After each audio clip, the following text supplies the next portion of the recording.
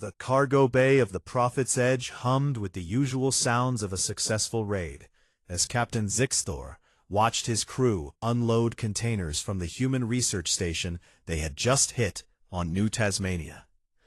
The Krelvax pirate captain stood nearly 8 feet tall, with dark purple scales that gleamed under the ship's harsh lighting, and his tail swished with satisfaction as he counted the stolen equipment. "Good haul today," Zixthor announced to his crew of 15 pirates who were busy sorting through data cores and scientific equipment. "The humans never saw us coming." His crew laughed and clicked their claws in agreement, but Krelthan, the ship's first mate and oldest crew member, remained silent as he examined the manifest on his datapad with growing concern. Young Vrixal, barely into his 3rd molting season, dragged a large cryopod across the floor with enthusiasm. "Captain, look at this one. Must be something valuable, if they kept it in medical-grade cryo." "Open it," Zixthor ordered without much thought, as he was more interested in the data cores that likely contained research worth millions of credits. The crew gathered around as Vrixal activated the pod's release sequence, and the seal hissed open with a cloud of cold vapor that made several pirates step back instinctively. What emerged from the mist made the entire cargo bay fall silent. A small creature with pale skin and dark hair tumbled out onto the cold metal floor, and her tiny hands trembled as she pushed herself up and looked around with wide brown eyes that were filled with terror. "It is a human child," Krelthan said quietly, and his voice carried a weight that made several younger pirates turn to look at him in confusion. The little girl, no more than 6 standard years old by human measure, wore a medical gown, and she had a small bandage on her arm where some procedure had taken place. Obviously been performed before she was put into cryosleep. She looked at the towering aliens surrounding her, and her bottom lip began to tremble before she let out a scream that echoed through the cargo bay with surprising force for such a small being. "Silence it," Zixthor snapped as the sound hurt his sensitive hearing. Vrixal reached toward the child, but she scrambled backward and hit the wall of the cargo bay with tears streaming down her face.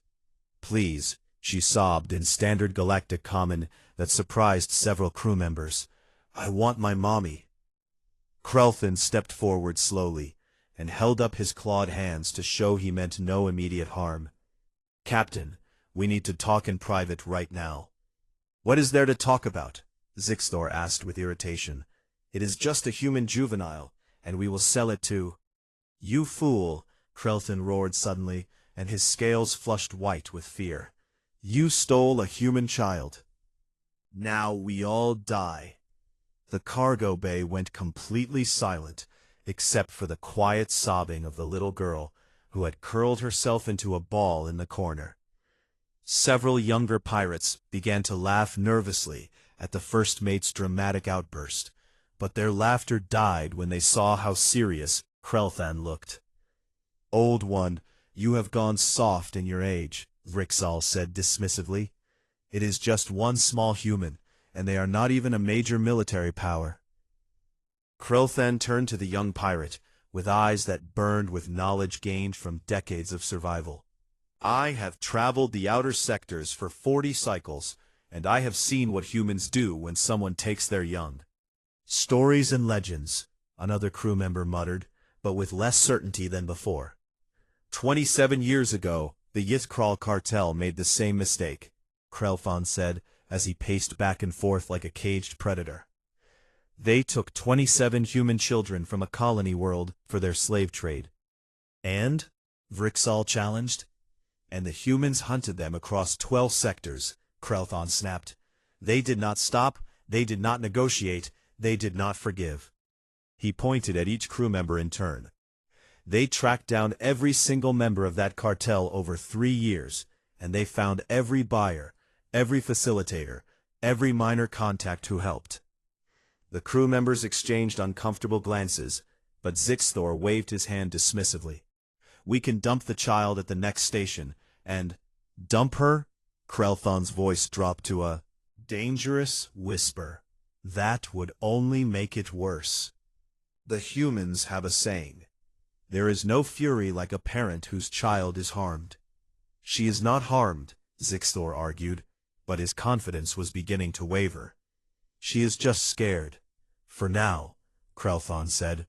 But if we space her, if we sell her, if we harm even one hair on her head, the humans will not rest until every one of us is dead or locked in their prisons. The little girl's crying had quieted to soft whimpers as she watched the aliens argue about her fate with eyes that showed intelligence beyond her years. Vrixal checked his scanner, and his scales suddenly paled to match Krelthon's earlier expression. "Captain, I am picking up an energy signature on long-range sensors." "What kind?" Zixtor demanded as he moved to the scanner station. "Human military vessel, destroyer class," Vrixal read from the display, "and it is moving at maximum speed directly toward our position." "That is impossible," Zixtor said, but his voice lacked conviction. "We only left the station 3 hours ago." Krelthan moved to the scanner and studied the readings before his worst fears were confirmed. "Check the child for tracking devices." 2 crew members approached the girl carefully and ran scanners over her small form, while she flinched away from their touch. "Subcutaneous implant, military grade," one of them reported. "It is broadcasting on a frequency I have never seen before." "Emergency family beacon," Krelthon said quietly. "Human parents often have them implanted in their children, and they activate automatically if the child's vital signs show extreme stress." Zixtor stared at the approaching signature on the scanner, and his mind raced through options. "We run." "We cannot outrun a human destroyer," Krelthon said. "We fight," Vrixal suggested. "We would last 30 seconds, Krelthon countered. "Then what do we do?" Zixtor shouted. The first mate looked at his captain with a mixture of pity and resignation. "We pray that whoever is commanding that ship values justice over vengeance, and we prepare to surrender the child unharmed." "I will not surrender my ship." "Then you will die on it," Krelthon said flatly, "because that human commander will not stop, will not slow down, will not show mercy if we harm that child." The little girl, Emma as her name tag read, watched the aliens argue with wide eyes that were still filled with tears, but also with the beginning of hope that someone was coming to save her. The scanner beeped an alert, and Vrixal's voice shook as he read the display. "Captain, the human ship has locked weapons on us, and they are in firing range in 6 minutes." Zixtor looked from his crew to the child, to the approaching death on his scanner, and he realized that Krelthan had been right all along. They were all going to die unless they found a way out of this nightmare that had begun with a simple raid on what should have been an easy target. "Set course for the Vortan Nebula. Maximum speed," Zixtor ordered. "We lose them in the asteroid fields near the Vren outpost."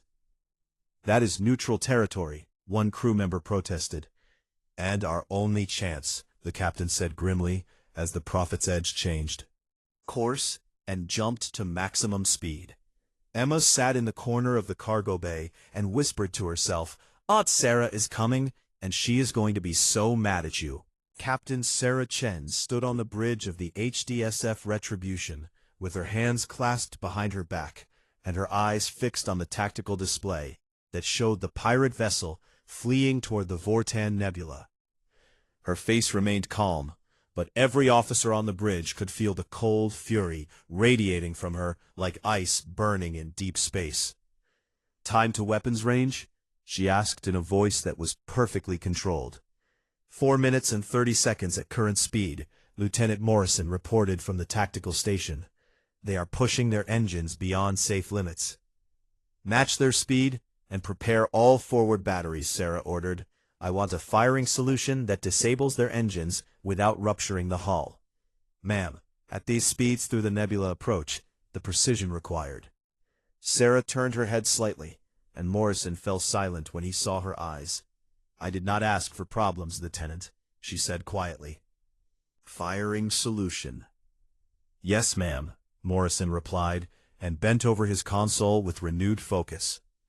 Commander Rodriguez, the Retribution's executive officer, moved closer to Sarah and spoke softly. Captain, we have received acknowledgement of the Priority Alpha broadcast, and Fleet Command has dispatched 3 carrier groups to support. Tell them to establish a perimeter around the system, Sarah said, without taking her eyes off the tactical display. Nothing gets in or out until we have Emma back. They want to know our rules of engagement. There are no rules, Sarah said flatly. That ship has my niece aboard, and I will tear apart every molecule in this system to get her back safely. Rodriguez had served with Sarah for 6 years, and he had never heard her voice carry such cold promise of violence. Understood, Captain. The communications officer raised her hand hesitantly. Ma'am, we are receiving a transmission from the pirate vessel. Through, Sarah ordered. The main screen flickered and showed a Krellvax captain with purple scales, who tried to look confident, but failed completely. Human vessel. This is Captain Zixthor, of the independent trading ship Prophet's Edge, and we wish to negotiate. There is nothing to negotiate, Sarah cut him off. You have 60 seconds to stop your ship and prepare to be boarded. The child is unharmed, Zixthor said quickly. We did not know what we had taken, and we are willing to return her if you guarantee safe passage. Sarah's expression did not change, but her voice dropped several degrees colder. I guarantee nothing except your death if you do not comply immediately. The screen went dark as the pirate captain cut the transmission, and Morrison looked up from his console. They are increasing speed and entering the nebula now. Follow them in, Sarah ordered. All stations to combat alert. The Retribution plunged into the swirling clouds of the Vortan Nebula, where sensor interference would normally make pursuit nearly impossible. But Sarah's ship was equipped with the latest military-grade sensors that cut through the interference like it barely existed. Contact lost, Morrison reported. No, wait, I have them. They are heading toward the coordinates of the Vren Collective outpost. They think neutral territory will protect them, Rodriguez observed. Sarah's smile was not pleasant. They think wrong. The chase continued through the nebula for another 20 minutes, as both ships dodged asteroids and navigated the treacherous environment at speeds that made the Retribution's engineers send multiple warnings about stress on the hull. Finally, the tactical display showed the pirate ship docking at the Vren outpost, with its distinctive mushroom-shaped structure that housed nearly 10,000 inhabitants from a dozen different species. They have docked at Port 7, Morrison reported. Station Governor is hailing us. Put him through, Sarah said. A Vren official appeared on screen, with his 4 eyes blinking in sequence, which indicated nervousness. Human vessel, this is Governor Tulak of Outpost 17, and you are approaching sovereign territory of the Vren Collective. Governor, I am Captain Sarah Chen of the Human Defense and Security Forces, she replied. A pirate vessel at your station has kidnapped a human child, and I am here to retrieve her. We are aware of the situation, Tulak said carefully. However, the proper procedure requires you to file an extradition request with the Vren Diplomatic Corps, which will review the case, and I am docking at Port 8 in 2 minutes, Sarah interrupted. You can either have your security stand aside while I search your station, or you can explain to your government why 3 human carrier groups are about to blockade every Vren trade route. Tulak's scales rippled with indignation. You cannot threaten the Vren Collective. We have treaties, laws, proper channels. I do not care about your treaties, Sarah said with finality. You have 2 minutes to decide. Cooperate or be blockaded. She gestured, and Morrison cut the transmission before the governor could respond. Ma'am, he might call your bluff, Rodriguez warned. It is not a bluff, Sarah replied. Contact Fleet Command and tell them to deploy the carriers to blockade positions around all Vren trade hubs in this sector. Rodriguez blinked in surprise. That could start a diplomatic incident. There is already a diplomatic incident, Sarah said. The moment those pirates took Emma, they started something that will not end until she is safe. The Retribution docked at the outpost, with a precision that spoke of Sarah's skill, despite her state of cold fury, and she was in the airlock with a full combat team before the docking clamps had finished securing. 20 Marines in full battle armor followed her onto Station Concourse, where dozens of aliens were going about their business, and now stopped to stare at the heavily armed humans who moved with purpose through the crowds.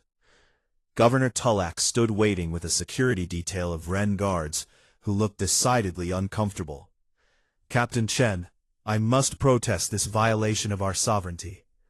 "Protest noted," Sarah said without slowing down.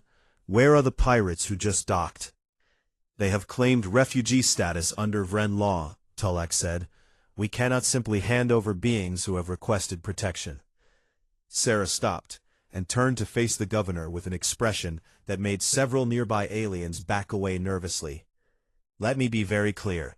I am not leaving this station without my niece, and every second you delay increases the chance that I decide your entire station needs to be searched deck by deck."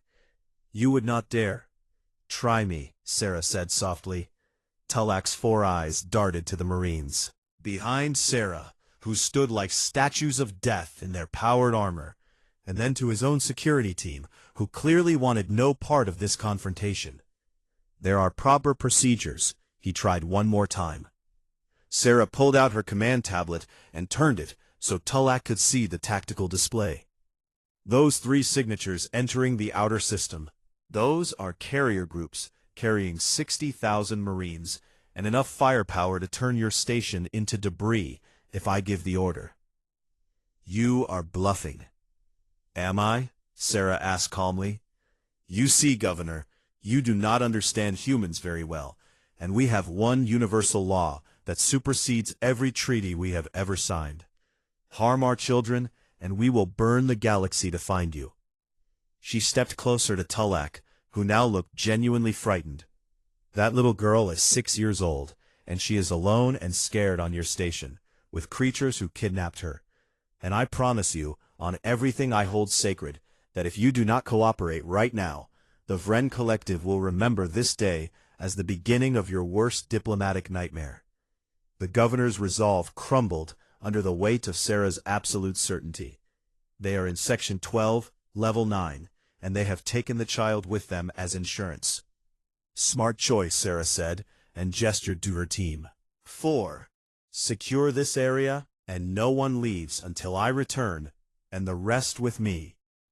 As the Marine team moved through the station corridors, with Sarah at the lead, Rodriguez contacted her through the comm. "Captain, we have intercepted communications from the station, and the pirates know you are coming." "Good," Sarah replied. "I want them scared." They reached Section 12, where the corridors became narrower and more crowded, with the kind of establishments that catered to those who preferred not to answer questions about their business. Sarah's scanner showed heat signatures clustered in a storage area 3 levels down, and she knew the pirates had gone to ground. "Seal all exits," she ordered. "I want a perimeter that a mouse could not squeeze through." The Marines moved into position with military efficiency, and Sarah approached the only entrance to the storage section, where 2 Krelvax pirates stood guard, with weapons that they held with trembling claws. "You do not want to do this," Sarah said to them conversationally. "Put down your weapons and tell your captain to send out the child." "We have orders to defend this position," one guard said, but his voice shook. Sarah studied him for a moment. "What is your name?" "Vrixal." "Vrixal, how old are you?" The young pirate looked confused. 23 cycles. "You have your whole life ahead of you," Sarah said. "Do not throw it away for a captain who made a stupid mistake. And that child inside did nothing to deserve what is happening to her." Vrixel's weapon lowered slightly. "Krelthan said we should surrender." "Then Krelthan is smarter than your captain," Sarah replied. "What happens next depends on what you choose in the next 10 seconds. The Galactic Council Chamber on Unity Station held representatives from 47 different species. and the emergency session had been called within hours of the Priority Alpha broadcast from human space. Ambassador Techen stood at the human delegation's pod, with her hands folded calmly, while chaos erupted around her, as diplomats argued and demanded explanations for what they called humanity's aggressive overreach. The Vren ambassador, a distinguished elder named Kreltan, gestured dramatically with all four arms. "This is an outrageous violation of Vren's sovereignty. Human forces have entered our outpost, with weapons drawn, and threatened Governor Tulak with military action. The humans have taken complete control of a neutral station," added the Yithkral representative, who spoke through a translation device that made his words sound like grinding metal. "This sets a dangerous precedent." Ambassador Chen waited for the noise to die down before she spoke in a voice that carried clearly across the chamber. "The Council seems confused about something fundamental." "We are not confused," the Council speaker, a towering Vrathian, replied. "We are concerned about human military aggression in response to what should be handled through proper diplomatic channels." "Proper channels?" Chen repeated, with a slight smile that did not reach her eyes. "Allow me to clarify the situation. A group of pirates raided a human research station, murdered 3 scientists, and kidnapped a 6-year-old child. Criminal matters should be handled by local security forces," the Vren ambassador insisted. "And if your local security forces provided shelter to those criminals?" Techen asked pointedly. "What then?"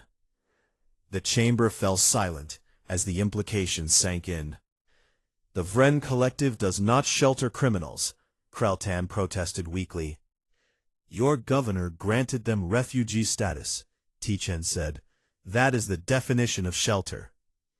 The Yithkral representative spoke up again. "Even so, the human response is disproportionate, and 3 carrier groups deployed for 1 child. This is madness." Ten turned to face the Yithkral delegation, and her expression hardened. "Perhaps you have forgotten what happens when someone harms human children, and would you like me to remind everyone?" Several delegates shifted uncomfortably, but the Yithkral representative remained silent, with his crystalline eyes fixed on Ten. 30 years ago, Ten began, as she activated the chamber's holographic display. The Yithkral slaving cartel known as the Crimson Chain kidnapped 27 human children from the colony world of New Harmony. The hologram showed images of the children, with their faces young and innocent, and then the scene of the devastated colony where families wept. The Galactic Council at that time expressed concern and offered to mediate, Ten continued. The Yithkral government claimed they could not be held responsible for independent criminal organizations. Assembling information. Humanity's response was not mediation, Techen said. We tracked every member of the Crimson Chain across 12 sectors, and it took us 3 years, but we found them all. Images flickered past, showing arrests, sieges, and trials. We found every buyer, every facilitator, every minor contact who helped them. Tichen's voice was cold now. We recovered 26 of the 27 children. The hologram showed emotional reunion scenes between families, but then froze on an empty chair with flowers laid in front of it. Little Marcus Chen, age 7, died in captivity 3 months before we found him, Techen said softly. The slavers had sold him to a fighting pit where he was forced to fight other children for entertainment. The silence in the chamber was absolute. When the Yithkral government refused to extradite the surviving cartel leadership, we blockaded 3 of their core worlds, Techen continued. Their economy collapsed within 6 months, and 20% of their population faced starvation before their government agreed to full cooperation. The Yithkral representative seemed to sink lower in his seat. So when you ask if 3 carrier groups for 1 child is proportionate, Techen turned to address the entire council. I ask you, how many carrier groups would you deploy for your own children? The Vrathian speaker cleared his throat. Ambassador Techen, we understand human attachment to offspring, but galactic law must apply equally to all species. I agree completely, Tichen said, and when humanity joined this council 40 years ago, we made one condition absolutely clear. Harm our children, and we consider it an act of war. You cannot declare war over every criminal act, the speaker protested. We do not, Tichen replied. We declare war over crimes against our children, and there is a difference, and we told you this when we joined. Treaty we signed, and we have demonstrated our resolve every time someone tested us. She pulled up another holographic display, showing legal documents. Article 7 of the Human Integration Treaty, Tichen read. Human law regarding the protection of minors supersedes all conflicting galactic statutes in cases where human children are victims, and this was ratified by this very council. But surely, the Vren ambassador tried again, there must be limits to— There are no limits, Tichen interrupted, and that is what you all seem unable to understand about humanity and our young. They represent everything we hope to become, and every mistake we hope to avoid repeating. She gestured, and the hologram shifted to show images from human history, with scenes of war, devastation, and suffering. My species nearly destroyed itself multiple times, Tichen said. We have committed atrocities that shame us to this day, and we know what we are capable of when we forget. Mercy. When we stop seeing others as people, when we let fear and hatred guide us. The images changed to show human children in schools, playing, learning, and growing. Our children are our promise to do better. Chen's voice softened slightly. They are why we try to be worthy of the stars we explore, and when someone harms them, they threaten that promise, and we respond with everything we have. You call it paranoia, she said to the assembled delegates. We call it remembering. The chamber remained quiet as delegates absorbed her words. But then the Vrathian speaker spoke again. Even accepting your position, Ambassador, how do you justify threatening the Vren Collective over this incident? Chen smiled without warmth. I am glad you asked. She pulled up another display, and this one showed intelligence reports and surveillance images and transaction records. For the past 5 years, human intelligence has been tracking trafficking operations. Across the galaxy, Tichen said, we have identified 847 missing humans, primarily children, across 12 sectors. Gasps rippled through the chamber. We have traced these disappearances to organized networks, operating with tacit approval from local governments who profit from looking the other way. Tichen continued, as names and faces appeared on the hologram. Would the Council like to guess which species are most represented in these trafficking networks? No one answered. The Vren Collective has 17 separate smuggling operations running through their outposts, Tichen said coldly. The Youthkral have 12, the Caltharian Union has 9, and even some of your supposedly enlightened species have turned blind eyes to human trafficking because it is profitable. She looked directly at the speaker, so do not lecture me about proportionate responses when you have done nothing to help us find our missing people. Ambassador stood abruptly. These are baseless accusations and we demand proof. Motion to censure the human delegation for, another delegate began. I move to table both motions, a new voice spoke up. Everyone turned to see the Caltharian ambassador standing with her wings spread in a gesture of formal address. Ambassador Telrina, the speaker asked in surprise. If we censure humanity for protecting their children, Telrina said, then we admit that galactic law values procedure over life, and I will not support that. And moreover, Ambassador Techen has raised serious allegations about trafficking. She turned to face the human delegation.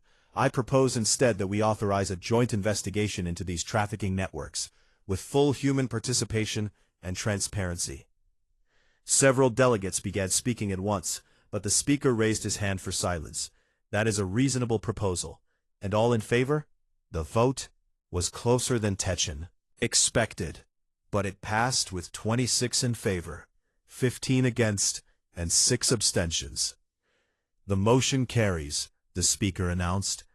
The Council will establish a joint task force on trafficking with human liaison, and this session is adjourned pending further developments from the Vren situation.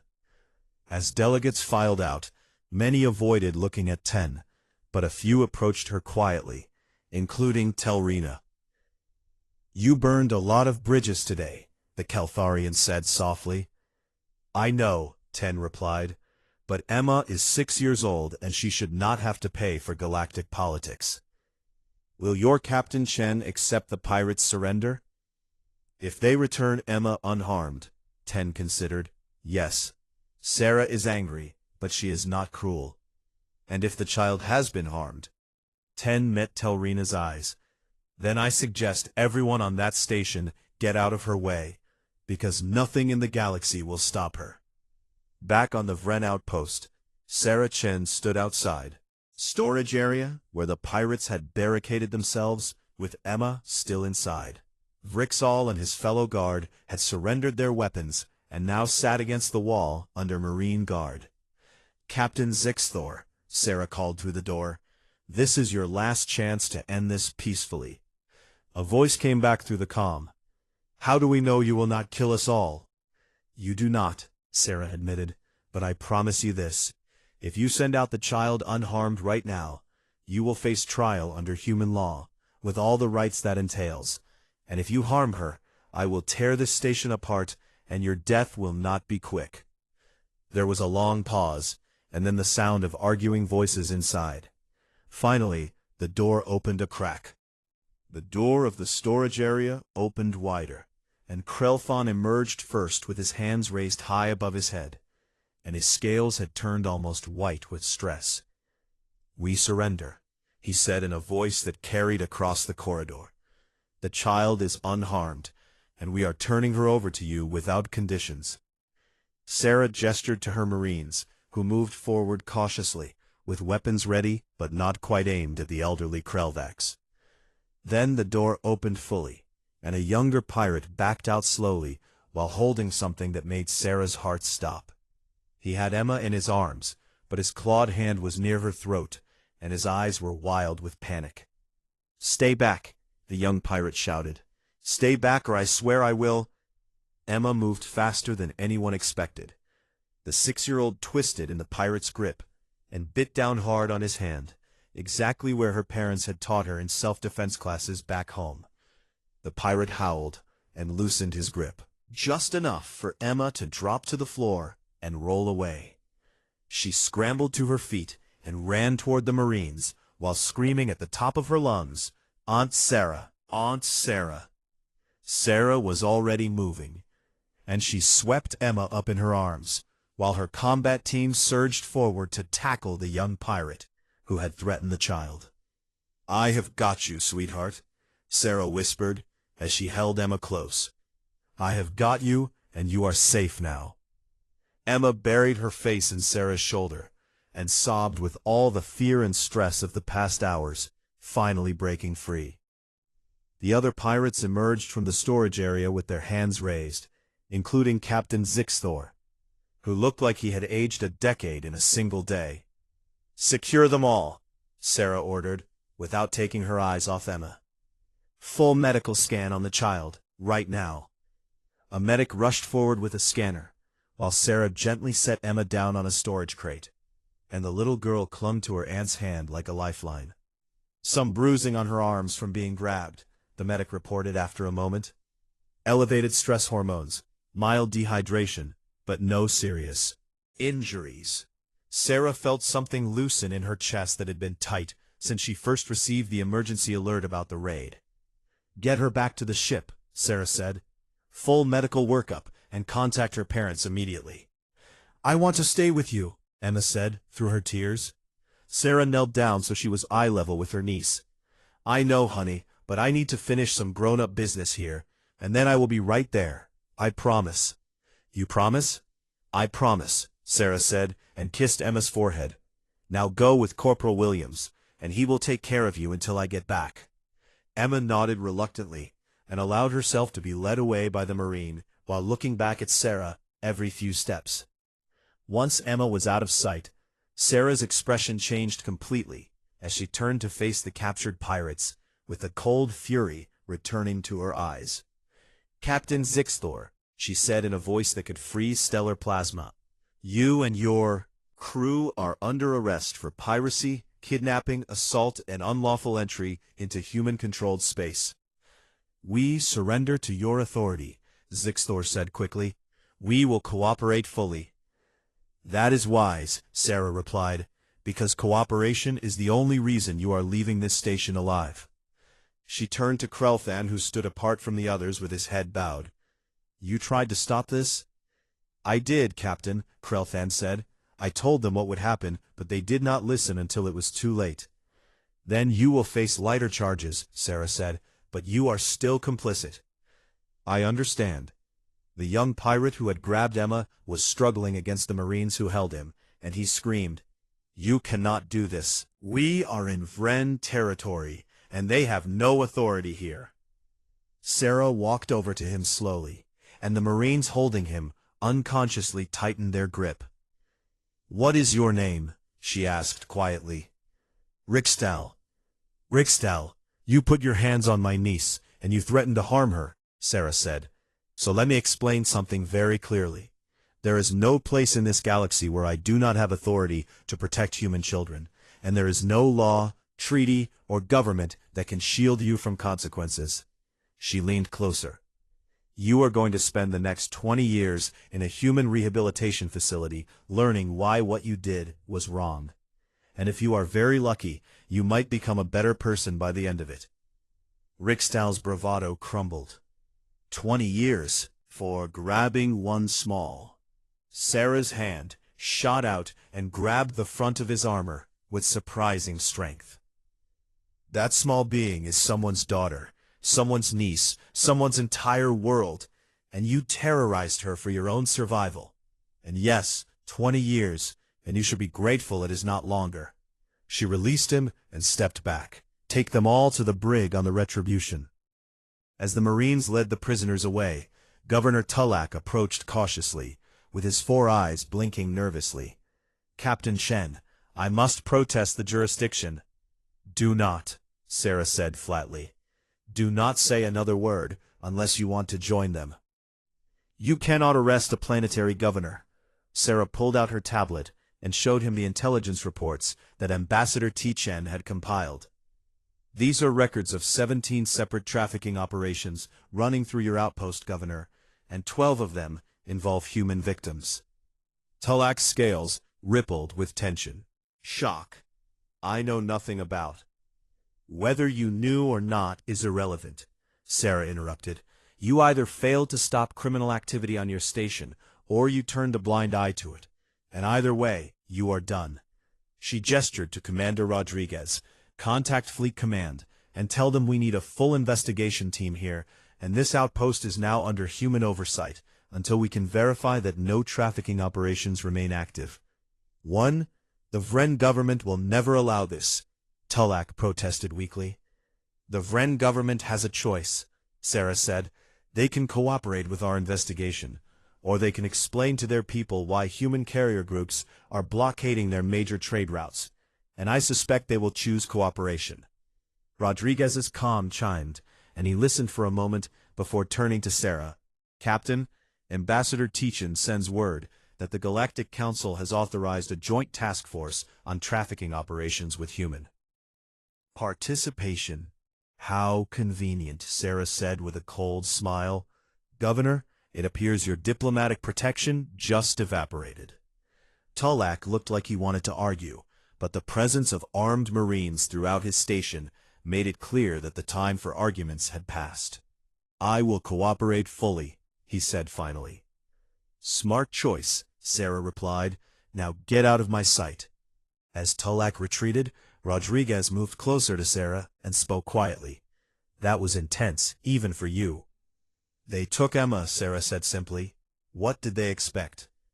"I know, but we just effectively occupied a neutral station and threatened to blockade an entire species' trade routes," Rodriguez pointed out. "The diplomatic fallout from this is going to be significant." "Let the diplomats sort it out," Sarah said. My job was to get Emma back safely, and now I have done that. She looked around at the station with its diverse population of aliens, who had stopped to listen. Watch the human military operation with expressions ranging from fear to respect to calculation.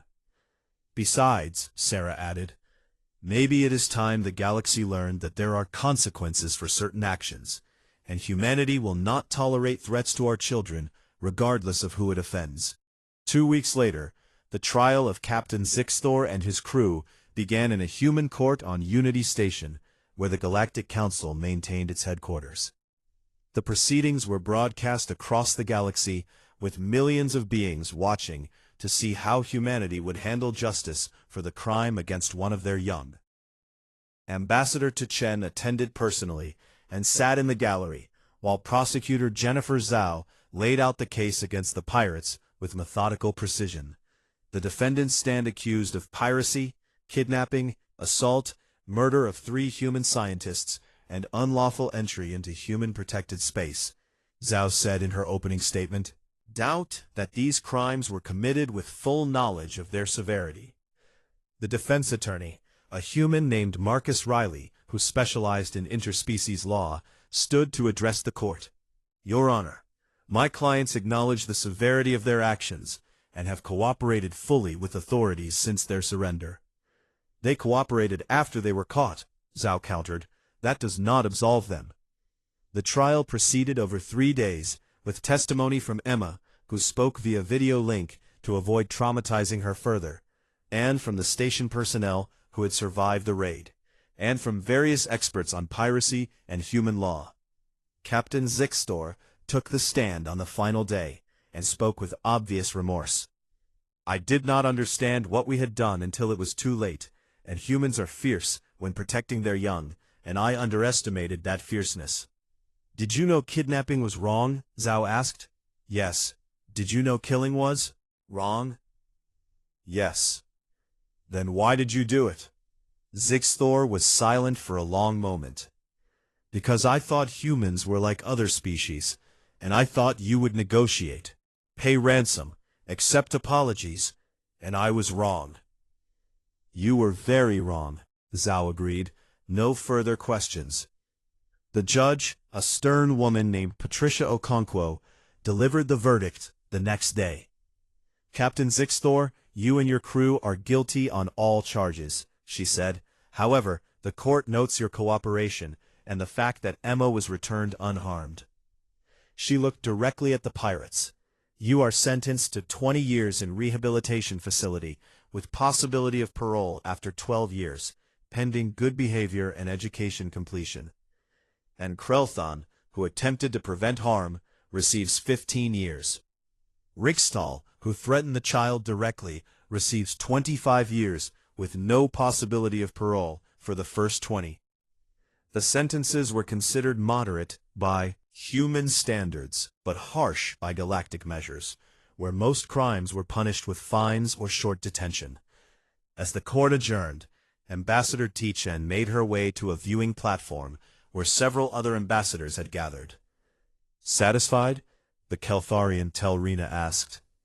Justice was served, Tichen replied. Emma is safe, and the pirates will have time to learn why their actions were wrong. And the trafficking investigations? Already underway, Tichen said. We have arrested 43 individuals across 7 sectors in the past 2 weeks, and more arrests coming daily. Telrina nodded thoughtfully. Your species has certainly made an impression. Good, Tichen said. Perhaps now others will think twice. 1 year after Emma's abduction, the galaxy looked different in subtle but important ways. The rehabilitation facility on Titan Station, where Captain Zixthor and his crew served their sentences, had become an unexpected center for interspecies education and understanding. Zixthor sat in a classroom designed for various body types and listened to Professor Maria Santos lecture on human history and child development with attention that would have surprised his former self. Human children are born almost completely helpless, Professor Santos explained to the class of 30 inmates from a dozen different species. Unlike many species where young can walk or defend themselves within days, human infants require years of constant care. She pulled up holographic images showing human development stages. This extended childhood creates powerful emotional bonds between parents and offspring, Santos continued. It also means humans evolved to be extremely protective because a threat to the young was a threat to survival of the entire group. Zixthor raised his clawed hand. Professor, is this why humans react so strongly when children are threatened? Partially, Santos replied, but it goes deeper than biology, and humans have a documented history of harming their own young during times of war, poverty, and social breakdown, and this knowledge haunts us. She showed images from human history that made several inmates look away. We know what we are capable of when we fail to protect our children, Santos said quietly, so we overcompensate, and we make it our highest priority to ensure no child suffers, if we can prevent it. After class, Zixthor returned to his quarters, where he spent several hours working on a presentation he had been developing.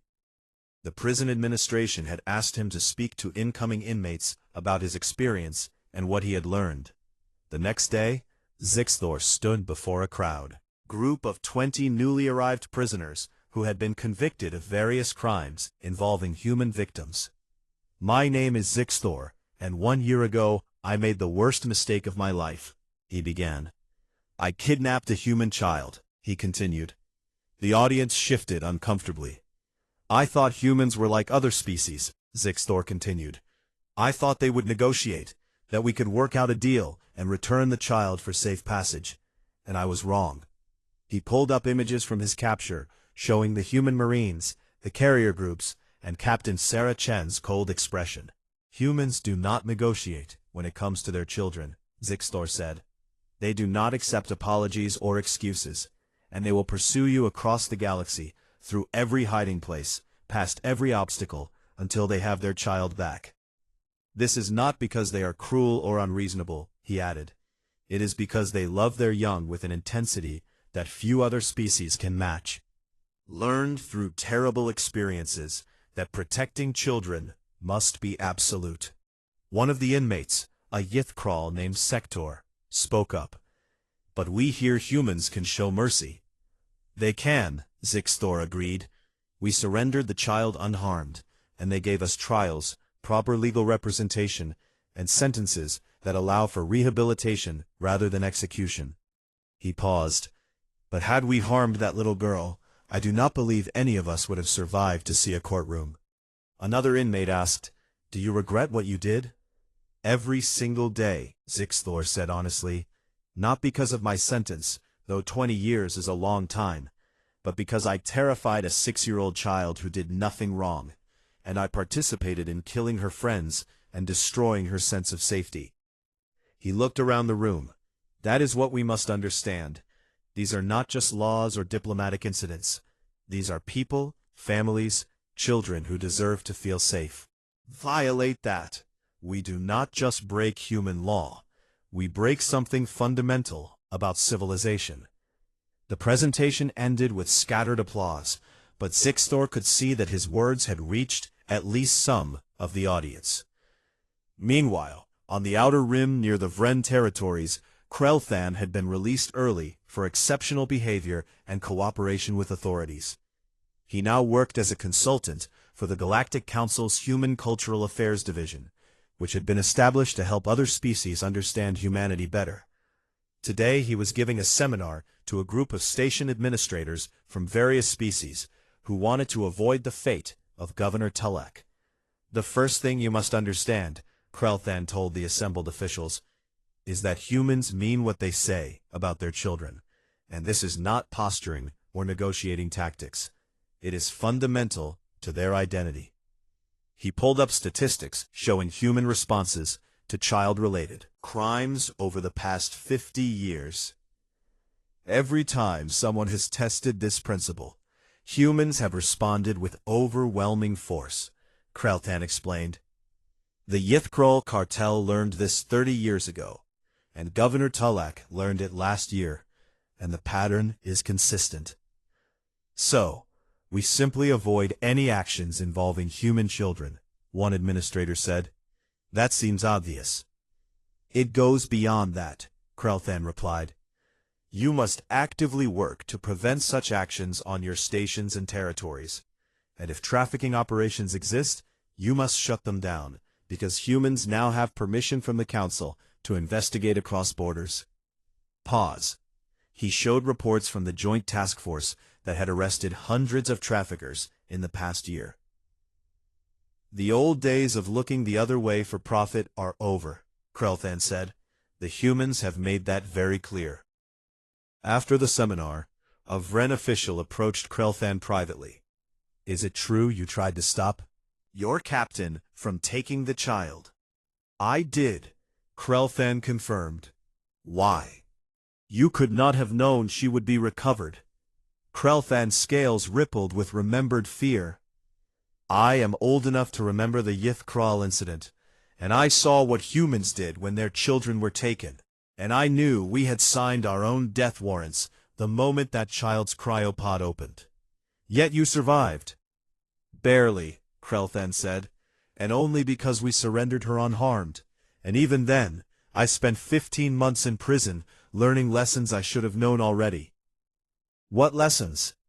Krelthan considered the question carefully. That every species has something they will fight for without compromise, and that understanding those limits is essential to coexistence, and that humans, for all their friendliness and diplomacy, have drawn a line around their young that should never be crossed. On Earth, in a comfortable home in New Tasmania Colony, Emma sat at her kitchen table with colored pencils scattered around her, drawing for her school's art competition, and the theme was Understanding Between Species. Her mother, Dr. Rebecca Foster, watched from the doorway as Emma carefully colored in figures representing humans and various aliens holding hands. That is beautiful, sweetheart, Rebecca said. What made you choose that image? Emma looked up with the serious expression she sometimes got when thinking about complicated things. Aunt Sarah told me about the laws they made because of what happened to me, Emma said. The Emma Protocols. That is right. She said now all species have to protect all children, not just their own. Emma continued, and that means something good came from something scary. Rebecca moved closer and hugged her daughter gently. You are very brave, Emma. I was really scared, Emma admitted, but Aunt Sarah came and got me like she promised. She will always come, Rebecca said. That is what family does. To her drawing, and added a banner across the top that read, Keep everyone's kids safe in careful lettering. Can I send this to Krelthan? Emma asked. He tried to help me. Of course, Rebecca replied. I think he would like that very much. Later that evening, Emma recorded a video message to accompany her drawing. Hi Krelthan, she said to the camera. I hope you're doing okay. And I drew this picture for school about how different species can be friends and protect each other. She held up the drawing. Aunt Sarah says you tried to tell the other pirates to let me go, Emma continued. That was really nice of you, and I'm glad you're out of prison now and helping other people understand about humans. She paused and seemed to think about what to say next. I am not scared of Krelvax anymore, Emma said finally.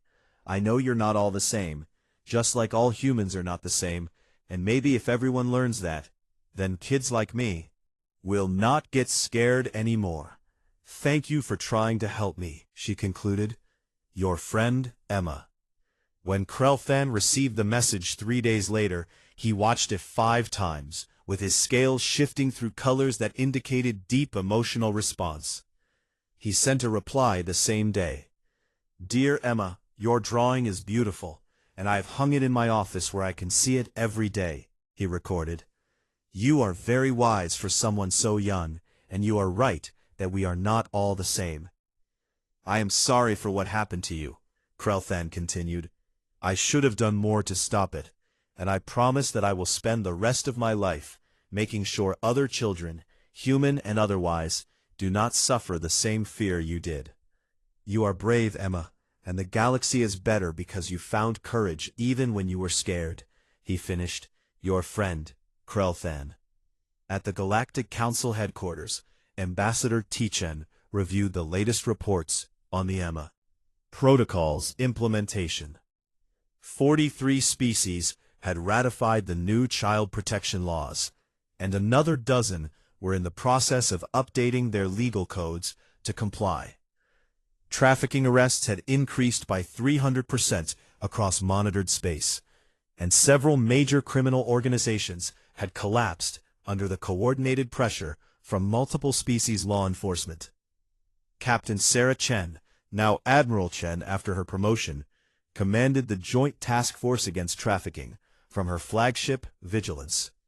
The task force included ships from 15 different species and had become one of the most effective law enforcement operations in galactic history. Admiral, we have received an invitation for you to speak at the Council next month, Commander Rodriguez reported. They want you to discuss the task force's success. Sarah looked up from her reports. What is the occasion? First anniversary of the EMA protocols, Rodriguez said. They want you to commemorate the changes. Sarah considered declining, but then thought about Emma's drawing that hung in her quarters, and her message about understanding between species. Tell them I will attend, Sarah said, but I want Emma there too, if her parents agree. You think she is ready for that? I think she is stronger than any of us give her credit for, Sarah replied, and I think the Council needs to see that the laws they passed are about real people, not just abstract principles. 1 month later, Emma stood at the podium in the Galactic Council chamber, with her aunt beside her for support, and 47 species representatives watching. She had practiced her speech dozens of times, but standing here in front of so many aliens still made her nervous. My name is Emma Foster, and I am 7 years old, she began, in a voice that was small but clear. Last year some pirates took me from my home, and I was really scared. Completely silent. But my Aunt Sarah came and got me, Emma continued. And now there are laws to protect all kids, not just human kids, because of what happened. She held up her drawing, which had been mounted on a display board. I drew this picture to show that different species can be friends and keep each other safe, Emma said. Everyone's children are important, and everyone deserves to be protected. She looked around at the assembled delegates with the same serious expression her mother recognized. The pirates who took me learned that humans protect our kids really seriously, Emma said. But I hope the lesson everyone learns is bigger than that. I hope everyone learns to protect everyone's kids, she concluded, because all children should feel safe, no matter what species they are. And that is what these laws mean. The applause that followed was genuine and sustained, and several delegates approached afterward to thank Emma. Personally, Ambassador Tichen watched with pride as her young niece handled the attention with grace, and she reflected on how one terrifying incident had sparked changes that would protect countless children across the galaxy. That evening, as they prepared to return to Earth, Emma asked her aunt a question. Do you think people will really remember? Remember what, sweetheart? That all kids matter, Emma said, not just human ones. Sarah knelt down to Emma's level. I think you just reminded them in a way they will never forget, and sometimes the best lessons come from the smallest teachers. Emma smiled and hugged her aunt tightly. Far across the galaxy, in classrooms and council chambers, on stations and ships, in 1,000 different languages and forms, the story of Emma Foster's abduction and safe return had become something more than just a cautionary tale.